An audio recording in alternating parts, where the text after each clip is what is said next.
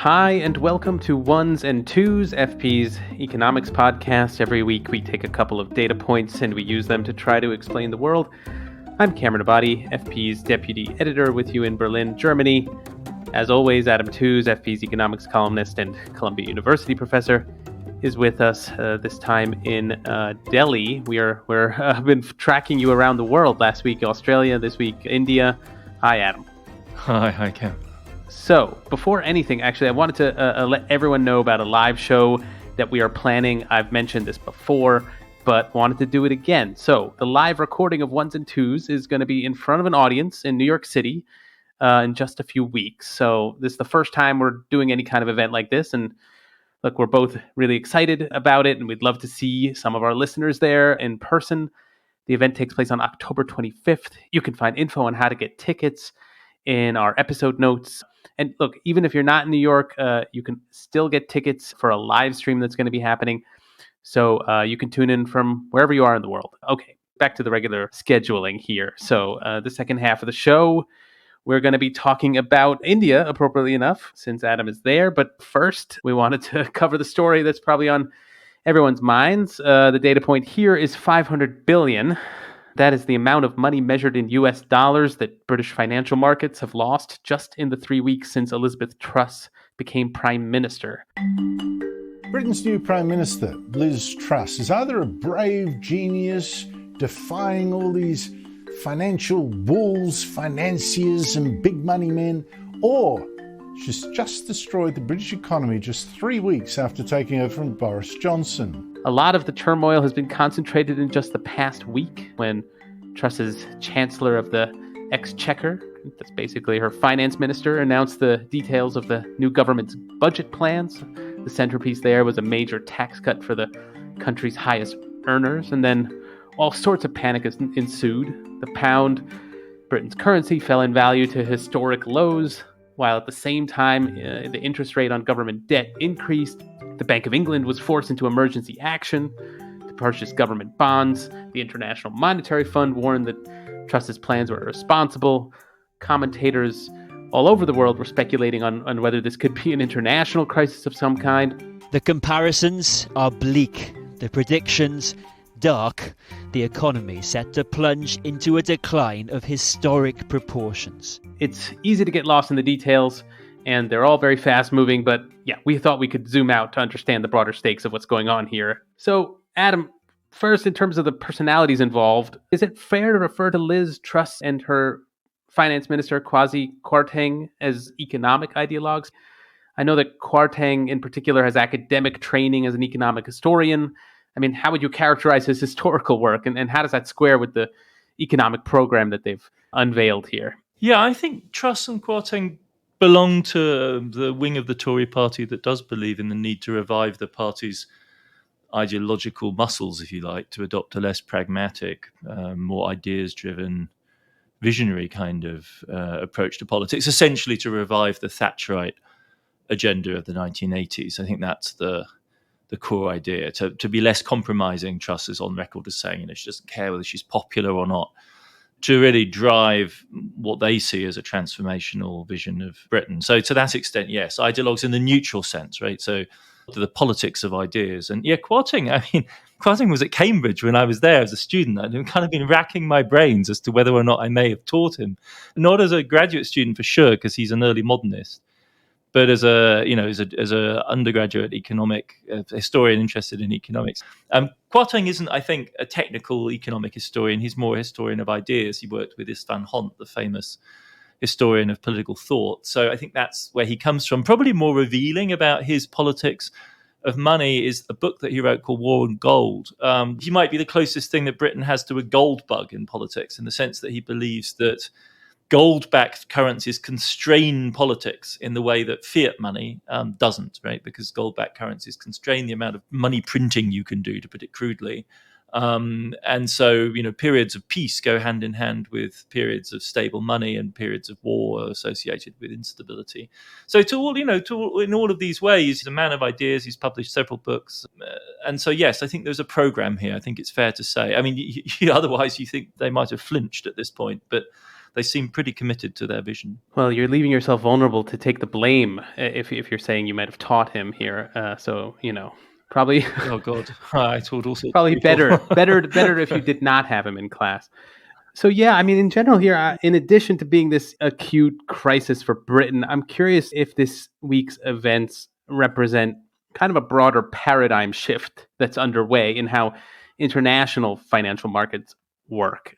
I mean, it just seemed to me not so long ago there was kind of an unlimited appetite for Western financial assets of all kinds. We were just in the pandemic, and governments had no problem issuing loads of debt throughout that period. And if there is a paradigm shift underway, I mean, what exactly is responsible for it, Adam? I mean, is it the stronger US dollar that everyone's been talking about, including us? Yeah, so I mean, you could say the bases were loaded in this case, to use the kind of baseball idea of like the game being poised in a position such that, very dramatic things could happen quite suddenly, because immediately after taking office, Truss had announced the program of price limitation, right, to cap the energy bills of ordinary British consumers, which was, again, it wasn't properly costed. And that's one of the things that outraged people about this mini budget. But that was estimated to cost £150 billion, about 5% of GDP, so 3 times more than this tax giveaway. There's something, I think, about this, the mini budget and the tax giveaway, that really incensed people. I mean, it was not properly run. So Britain has an independent auditor, if you like, a fiscal auditor, the Office of Budget Responsibility, OBR, and it wasn't even given a look in on the 45 billion giveaway that was announced in the mini budget. I think that had a lot to do with triggering the market reaction, the sense that really there wasn't anything that this administration wouldn't stop at spending money on, because in a matter of weeks, essentially, they'd decided to give away about £200 billion. In general, bond markets all over the world are under pressure right now. And so that is, as it were, the argument that the Truss people are actually offering right now to journalists. The markets are under pressure because of inflation. So if you're going to hold a bond, you really want to be offered a higher rate of interest to compensate you for the inflation. And that's, I think, more than a general shift away from bonds, it's the inflationary pressure and a response of the central banks to it, which is causing turmoil all over the world. There is anxiety right now about the amount of liquidity, in other words, the lack of liquidity in the US Treasury market as well, because US interest rates are going up, and they're going up. It's quite clear they're going up rapidly. In the British case, there's an additional technical factor which has contributed to the avalanche-like sell-off, which is that pension funds in the UK, of course, hold lots of government bonds. And it's really the government bond market that's been the driver of this crisis. And they hold lots of government bonds because they've got to provide for pensions for people 20 to 30 years from now. And so you take government bonds onto your books. They're very safe under normal circumstances. And rising interest rates are, generally speaking, good for pension fund portfolios, because it means they're going to generate more revenue. And so they need smaller numbers of assets on their books to generate the revenue necessary to pay the pensions in due course. But because they are profit-making in these ones, these are private pension funds, they had decided to hedge themselves against the possibility of interest rates falling. So rather than just being able to pocket the windfall of the interest rate increase, they actually found themselves needing to unwind a bunch of hedge deals which covered them against the opposite eventuality. And those hedge deals come with margin calls. So you only pay for a portion of the insurance cover. And then in the event of the deal becoming less attractive, to stay in it, you need to offer up more collateral. So these are so-called margin calls. And those are what were triggering the sales of assets. So there is a specific discontent with the British government's actions. There is a general pressure in global bond markets as a result of inflation and interest rates going up. And there are these highly technical factors, which are really to do with very temporary adjustments in very large portfolios, which, however, have the possibility of inducing a kind of doom loop, because the more you sell, the more the price of the treasuries goes down, so the higher the interest rate rises, and the more collateral you're then required to post for these hedges. So then you have to sell more, and so on and so forth. And it was that which really then triggered the Bank of England into action earlier this week to try and stabilize that market. Okay, that was a very clear explanation. And it sounds like Truss may not have known about that sort of last piece. Maybe most people didn't know about this kind of technical part. It's not even obvious the Bank of England really fully appreciated it. And that is the worry right now with these interest rate increases. The phrase everyone uses is something's going to break. And it's like a stress test, when they put pieces of metal or wood into those stress testing things and you can see them flexing either end of the bar, and at some point it begins to splinter. And that's kind of the state of global financial markets right now. Yeah, I guess we discover in this these kinds of moments how rickety the whole edifice is. Then, and I guess that leads to my next question, because in general, I wonder, what exactly is the nature of the crisis when a currency falls in a developed economy like Britain's? It seems like the scale of the panic we've been seeing is pretty separate from the kind of direct impact on the real economy experienced by most people. You're right about that. Britain is a very open economy. It's not the United States. And so the falling exchange rate will hurt. It will hurt, immediately in terms of the cost of practically everything in the supermarket. So there will be a quite direct effect there. But, we're talking about a relatively modest currency movement. We're not talking about the 20-30% fall over a matter of days. We're talking about a 10-15% fall, which is very dramatic for a currency as significant as sterling, which is still a reserve currency, a minor reserve currency. But you're right, the panic is out of proportion to that. The panic is huge because it affects the government bond market. And that is a big deal in any country, because that is the foundation, right, of the flexibility of government finances. And it's a very big market. It's trillions of dollars worth, even in the UK. And in the US, it's $24 trillion. Like, this is a huge pool of assets in which practically anyone, one way or the other, principally by way of, say, the Social Security Fund or by means of a pension, is invested. And so that's the bit that's spasming. And in the British case, and this is what's really alarming, is that the currency movements appear to be closely associated with the spasms in the bond market. And that's something you really don't want to see. You would prefer those two things to be independent of each other. When they become coupled together, it begins to feel a little bit like an emerging market situation where investors are, in a sense, opting in or out of a country. And when they opt out of the government bonds, they exit altogether. And that's a worrying sign when that happens. And it can become self-reinforcing because as the currency falls, the bonds become less attractive to hold, and so on and so forth. Yes, this is a panic in the financial system. It isn't, however, this is not a panic of the highly speculative hedge fund variety, right? The thing that is flexing here and under huge pressure is the government bond market, which is as core as you could possibly have. It's very difficult to imagine a financial system that doesn't have one of those. And then piled on that are the pension funds. And where I think you could mount a critique is that the pension funds in question are private pension funds, which are trying to meet the objectives of private pension fund managers. And they're using these sophisticated derivative techniques to manage the risks, which they wouldn't need to do if they were a public pension fund in the same way. And so, yes, to that extent, we are talking about privatized pensions as being a driver. But if you'd asked the vast majority of people 6 months ago whether they thought that the privatized pension system was going to be a source of financial instability, not that many people would have put their hands up. But it's a real wake-up call for financial stability regulation worldwide. Okay, yeah. Just to clarify here, it sounds like the currency fluctuations are something of a red herring. The real action is in the bond markets and these pension funds, and the problem then is the fact that all of these things are linked to have become linked together in ways that didn't necessarily need to be the case. For the inflation target, the pound matters. That's a key issue here as well. So yeah, I guess with investors losing faith in the pound, it seems like the central bank is either forced into accepting higher inflation on one hand, or raising interest rates in such a way that would be kind of ruinous and would contradict the ostensible, fiscal goals of restored growth that the Truss government has.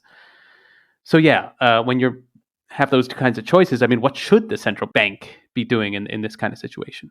So, the central bank, the Bank of England has an unchanged mandate, right, which is price stability, and its target is notionally 2% inflation, and Britain is closer to 10% right now. So it's going to pursue lower inflation, and that problem is made worse by the falling pound because of the higher import prices. But the Bank of England doesn't specifically target the pound, so the pound can just droop to wherever it needs to droop to. And then they will offset that by raising interest rates. And that will be bad for growth, but it doesn't necessarily conflict government policy as such, because the Truss government doesn't appear to want growth driven by deficits. It literally wants them driven by tax cuts. The incentive effect is the key thing here. So they, I think, imagine a kind of austere growth model in which the budget is balanced, the growth impetus comes from the lower taxes on the higher income entrepreneurial group. And they don't actually seem to see anything wrong with higher interest rates. Indeed, they seem to think that that will be healthier, because they think that the interest rates at the zero bound encourage, speculative borrowing and all of that. So they appear to be just really bone dry conservatives who will accept a model of growth and believe sufficiently in the model, in the incentives provided by lower taxes to justify all of this. The really binding constraint, this comes back to our previous discussion, the really binding constraint here is financial stability. So that's what's really kicking in here. Between the balance between inflation and growth, there's a third thing which we desperately want to preserve, which is the stability of the financial system. And as interest rates are going up, to square the circle between the tax cuts and the inflation imperative, they are breaking bits of the financial system that no one had seen the fragility of. So now the Bank of England is having to contradict itself, because it's promising effectively to raise interest rates while at the same time now pumping liquidity into the system by means of going back to quantitative easing. Of course, it isn't really quantitative easing, because all they're really doing is easing the liquidity pressure, or easing the margin call pressure on the pension system, to be very, very specific. That sounds entirely plausible that they were expecting higher interest rates, but do you really think they were expecting higher interest rates as high as are now under discussion? It seems to be like they just didn't see that coming. Yeah, I mean, because 6% is where they think they're headed to in Britain, is the wealth of the British middle and upper middle class, in real estate's an obsession in Britain. And, this is really going to hurt, because you're talking about tripling of interest rates for many people. So when I was looking at the situation, I was wondering, would it be fair to say that economic policymakers in general these days now face a kind of trilemma, by which I mean, like, there's the labor market, there's financial assets, and then there's sovereign debt. And it seems that policymakers can only support two out of the three. They have to kind of choose one of them to let suffer. And if there is such a choice, would it be incoherent to choose the labor market and kind of the growth of the real economy on one hand, and sovereign debt, the bond markets on the other, in the form of some kind of bond buying by the central bank, and then just putting the squeeze on the currency and the associated financial markets? That is the program of the left, to embrace fiscal dominance, to cauterize, to shield off whatever damage is done in the financial system, to impose controls on that, to necessarily have capital controls. That was the program of the Corbynites in particular. They were braced for a fight with the city over precisely a program like this. Of course, they weren't going to do tax giveaways for the rich. They were going to do targeted public investment in the welfare state and the health system. And they had a whole game plan. They, in fact, war gamed this entire scenario for years. They had plans to move the institutions of economic governance in the UK out of London, symbolically, to remove them from the influence of the city of London, the banking hub. They had plans to change the mandate of the Bank of England. So absolutely, that was the plan, to make growth the priority of government spending, put them at the top of the agenda, and if necessary, discipline the financial sector such that they could not be an obstacle. But when Corbyn went down to catastrophic defeat, right, that changed the entire game. And the current Labour leadership has decided that the best tactic is to differentiate themselves from the Tories by, positioning themselves as the sound money Labour Party, to trump the Tories in the economic competencies stake. So rather than embracing fiscal dominance, to, embrace the logic of the city. And this is personally my objection to piggybacking on the criticism of, much mainstream criticism of the current Tory government, is that you end up de facto, in so doing, using the arguments that Janet Yellen or Larry Summers or the IMF have made against the current government, you end up de facto endorsing the primacy of the financial logic. If the Truss government was pursuing a transformative social agenda, they would have my sympathy. But of course they aren't, and that's not the kind of politics that they would ever dream of pursuing. But that absolutely was the priority of the Corbyn winning of the Labour Party. And it was, the Green New Deal had a similar kind of aspect in the United States. Finally, I've seen a fair number of conservative commentators in Britain refer to the financial market reaction here as irrational. But then these are the same types, as far as I know, that otherwise refer to markets as the wisdom of the masses, with financial prices representing some underlying truth that needs to be recognized. So is this a blind spot in conservative free market thinking? And which of these two opposing views is closer to the truth in your eyes, Adam? Yeah, this is among the more remarkable aspects of the current moment, actually, the alienation between the Tory party, which you would think of as the bastion of business interest in British politics, and economic experts in the City of London. And it's two-sided because, you think about it, it's quite surprising the way the city reacted to this mini budget, because you'd think they'd be cheering for tax cuts for the rich, right? Because they will benefit. And instead, they've unleashed this huge crisis. And the Tories, for their part, are responding in kind, right? I mean, they just refuse all of the outriders of Truss and Kwarteng, all of their proxies in the media are just countering the city line, and they're saying, offering a whole variety of different explanations for what's going on, including the farcical idea that the value of the pound and the bond market are convulsing because they fear a Labour government. So it's a kind of rather circular logic by which, if we do something scary and stupid that makes the Labour Party more likely to win, then we'll blame the city for panicking at the prospects of them winning. And at this point, the Labour Party, I saw a poll this evening, has a 32-point lead over the Tories, which is the largest on record. And in the British system, that would mean a almost complete annihilation in Parliament if that were actually to come to pass. So it's quite dramatic. It points to this deep structural break that goes back to 2016 and to the Brexit referendum, where the Brexit wing of it was a Conservative government that called the referendum under Cameron, expecting to win for Remain, right? So the Tory party, the mainstream of the Tory party was Remain, because it's clearly better for British business to be in the EU.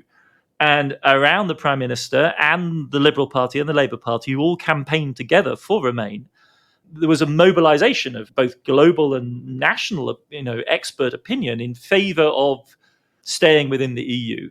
And of course, it was the Brexiteers that won narrowly, but they won. And ever since, the Brexit wing of the Tory party and the UKIP party, Nigel Farage, all those people, have been in this sort of boisterous refusal of economic gravity kind of mode. They speak about buccaneering and adventuring Britain that's going to sail out into the world. And Boris Johnson famously used an expletive to refer to business, which again is unheard of in a serious conservative politician. And interestingly, there are parallels of this in the US as well, right? There is, after all, not exactly congruence between the Trump wing of the GOP and the American business community, the business leadership either. I mean, there's a huge gap increasingly between big corporate leadership in the US and the GOP.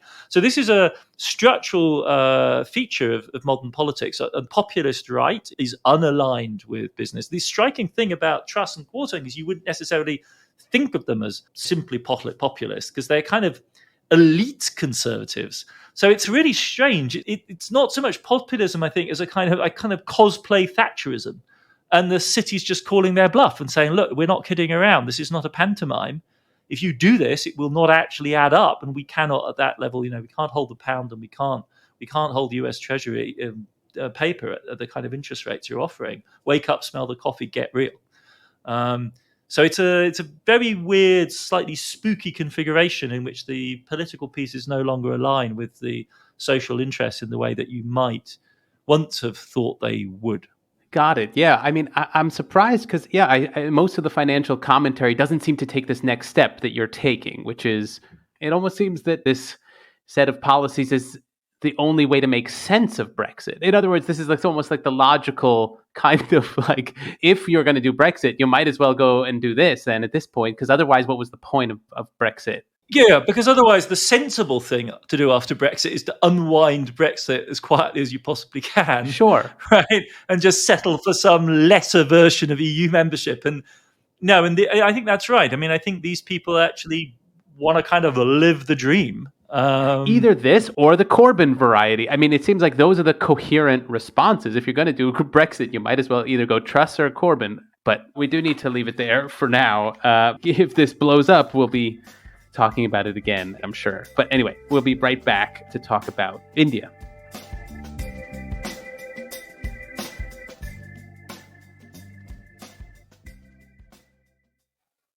So our next data point is 7, as in 7%, which is the growth rate in India this year. India published some key economic data today, including the GDP numbers. They reflect the growing consensus about the Indian economy. Better than the world, yet facing challenges. And with all the problems around the world, including in Britain that we just talked about, India has been a kind of bright spot. And Adam, you've had a front row seat this past week, so we thought we'd take a closer look at what exactly is going on there. So yeah, Adam, it had become something of a cliche to pair China and India when discussing the future of the world economy, the future world powers in the East. But there's also a sense that its economy is never quite taken off the way China's did, especially between 1980 and 2010. So yeah, why did it kind of hit that wall? I mean, what's held it back? Is it democracy in India as opposed to China's political system? Is it India's populist government right now? What exactly has been the issue? Yeah, well, it's tempting to say that colonialism didn't help. I mean, the British track record of rule in India left a lamentably sparse legacy of educational infrastructure, of health spending, actually of transport infrastructure too, though the British like to boast of the integration they brought by means of railways, which remain a backbone of India's economy. But, you know, it's also worth, of course, saying that China's position was hardly favorable in, 1949 when the communists took over either. And in the early 1960s, both were at very similar levels, for instance, of life expectancy or our best measures of GDP per capita. And to be honest, this question, I mean, I was literally sitting in my hotel room this afternoon thinking, why does anyone focus on any other question? This question of why these two giant countries, each of them has about a sixth of the world's population, have diverged to the extent that they have. You know, it seems to me, I mean, it's a complete preoccupation for me right now. And it is very dramatic. I mean, it's important to say that no country, no economy has ever grown the way the Chinese have. So to compare the Indians to China is rather unfair to the Indians. I mean, you could say South Korea has grown very, very rapidly as well. So there's an exceptional group of just super rapid developing East Asian economies to which India is compared. But you can only go so far with the apologetics because the results are spectacularly different. If you spend any time at all in Beijing and Delhi and compare the two, it's just worlds apart. And this is not a matter of abstract numbers. This is a matter of people's livelihoods and, the just extreme poverty which still haunts very substantial parts of the Indian population, and to which there really is no counterpart in China anymore. And just a kind of exposure, particularly of vulnerable people, of women and children, to extreme poverty in India in a form that you just don't see in China. So it's a very dramatic question that affects, all told, about a third of humanity. So it's a really fundamental issue, and I can't say that I have fully wrapped my head around it, but the numbers are very impressive. Like, so in the 1960s, life expectancy in China and India was kind of level pegging, and then in the period, and this is kind of the puzzle, right? In the period of the Cultural Revolution, when we think of China as going through absolutely massive and destructive upheaval, the life expectancy surges. And by the early 1980s, when the World Bank first gets access to China, what they see in China is a poor country, still low GDP per capita, not much higher than India's, but poised for growth, because China by the early 1980s has universal elementary education enrollment and life expectancy numbers and health provision, which are more like those of a lower income advanced economy. So comparable to, say, the provision in Italy by the early 1980s. So really remarkable contrast. And there's something, and you talk to Indian specialists, they come back to this point again and again, it's something to do with state capacity. something to do with infrastructural capacity. And the drama of India in the last couple of decades is that India is beginning to build that deep infrastructural state capacity that allows the government to get key services down to absolutely everyone in this immense and incredibly diverse society. And so in a really weird way, in a way that's really taken me aback several times with, centrist policy people, not leftists now, of which, of course, India has a proud tradition, the Subaltern Studies School and so on. But they converge on this question of how much difference did it make that India did not have a genuine social revolution at the moment of independence from Britain, right? And that the nationalist movement, for all of the popular mobilization that Gandhi and his cohorts made possible, always shied away from unleashing the full force of a popular revolution that would have genuinely upheaved the social structure and transformed it, might have challenged the caste system in a direct way. None of that happened, right? So instead, India transitions out of the colonial rule, which was so oppressive in many ways and unproductive in many ways, into independence, but without that radical transformation. And I think if you're looking for deep answers to this question, you end up in places like that. And what that explains then is this lack of infrastructural capacity, this lack of ordering capacity, and ultimately then things like the lack of investment, which is just lower in India, the lack of spending on education, which is lower than in China, the lack of spending on health, which is lower than in China. And so the short answer is, India's never going to be China. That isn't happening. The question really is whether I think India can charter its own independent development path. It's very unlikely to fall back into what used to be known as the Hindu rate of growth, whether it can sustain 7%, which is very, very rapid by historic standards. That in itself would be a huge, huge achievement, because it would mean that GDP doubled every 10 years. And so every 20 years, it would quadruple. And that would take India to middle income status in the next 20 years. So to jump to the present, Prime Minister Narendra Modi has been in office for a while, and he's promised a kind of ideological transformation of the country in general. He's often referred to as a Hindu nationalist, but he also ran on an ambitious economic platform to remake the Indian economy. So how is his record? What kind of policymaker has he been, and has he kept his promises? Yeah, Modi's a figure of legend at this point. He's an absolutely remarkable politician. He is undoubtedly, the figurehead of a Hindu nationalist politics that traces its roots and still cooperates and is, supercharged by the RSS, which is the extreme nationalist wing of the Hindutva movement. And it is intolerantly majoritarian, which in the Indian case is explosive because of the very large Muslim population in the country. And liberal academics who are critical of the BJP feel the pressure of the regime as a result. And people talk about it as a regime. And if you spend much time in Delhi, it feels like that, right? So the poster of the prime minister is all over the place. There are stadiums named after the living prime minister. There is something of a personality cult around Modi. It's quite striking.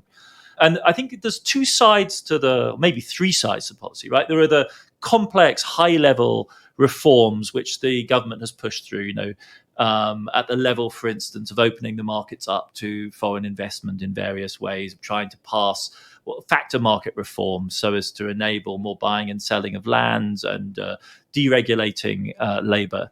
So this is, you might say, a kind of almost neoliberal development agenda. And then there is the reality of BJP Modiist crony capitalism, essentially, with a series of networks that link the prime minister to key Indian business interests. And it's a way of doing politics, a way of doing business. Erdogan functions in a similar way. Putin functions in a similar way. You could say, after all, that American political parties do too. You pick your groups of business and capital that you work with closely and use them as bulldozers and pioneers of large-scale investment, large-scale infrastructure development, which has also happened in India. But the most impressive thing, I think, especially viewing this as a historian and somebody, steeped in 19th and 20th century European history, is that the really dramatic thing that you see going on in India over the last 20 years, but really accelerated under Modi, because this is part of the BJP agenda, is the creation of a nation in real time, right? Because India is so massive and so hugely diverse, and it's a federal state, right? And the federal units of India are the size of Mexico or Canada. They're gigantic, huge populations. And these are bolted together in this fragile federal structure. And for instance, they didn't have a single internal tax system until they introduced this GST. And as trucks would cross, I've witnessed this, if they cross the boundaries between Indian states, they stop. It's like they pay a toll, like they used to in Germany in the 19th century.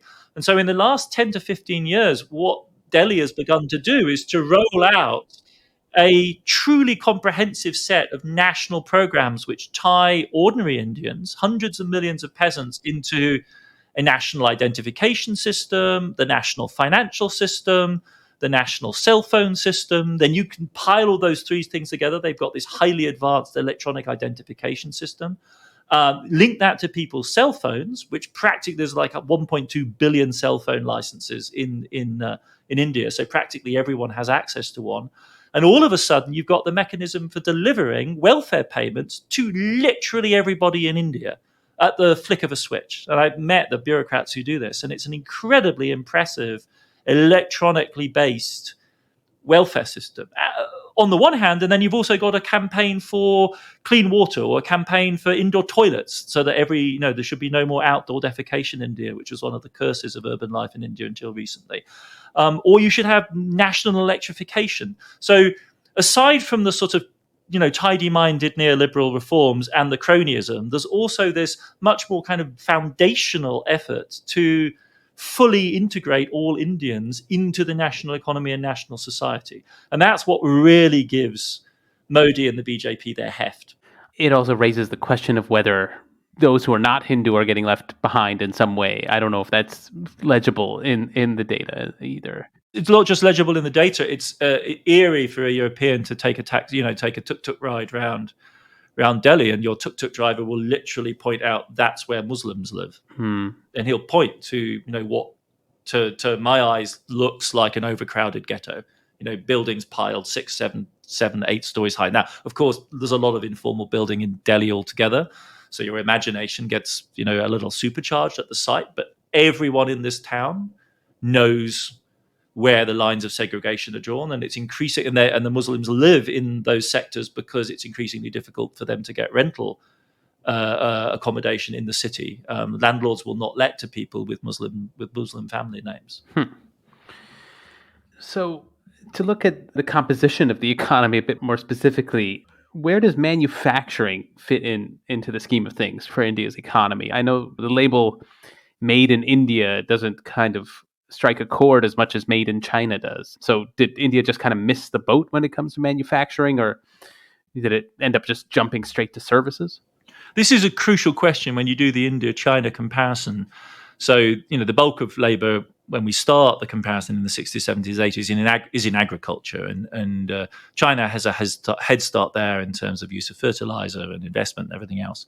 But then the really big difference that opens up between the two economies is that China from the 80s onwards begins to develop as a key hub for global manufacturing, with investment by Western companies, by Japanese, South Korean, Taiwanese companies, all go into China, obviously, and make it the big factory, really, of the world.